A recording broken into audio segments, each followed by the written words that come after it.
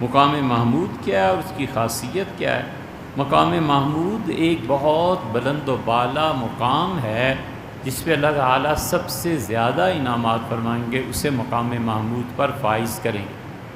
محمود کا مطلب کیا ہے؟ ہم تعریف، حامد جو تعریف کرتا ہے، محمود جس کی تعریف کی جاتی ہے، اور محمد جس کی تعریف ہوتی ہے، یہ سارے الفاظ ایک ہی۔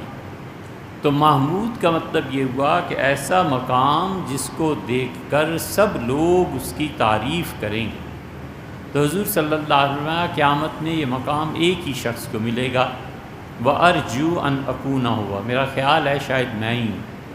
اور فرمایا ساری کائنات، اللہ کی ساری مخلوق پھر میرے سامنے سے گزاری جائے گی۔ اور یہ مواہب الدنیا میں روایت آئی ہے کہ حضرت بلال رضی اللہ عنہ جب گزریں گے تو وہ آذان دیں گے رسول اللہ صلی اللہ علیہ وسلم کے لیے۔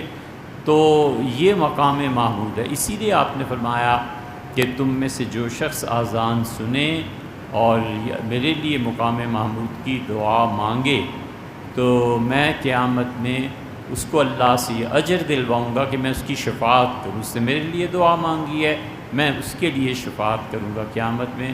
اور فرمایا کہ ممکن ہے، قرآن کریم میں بھی آیا ہے نا کہ ان یبعثک ربک مقام محمود، اور عین ممکن ہے اللہ آپ کو مقام محمود پر سرفراز فرمائے۔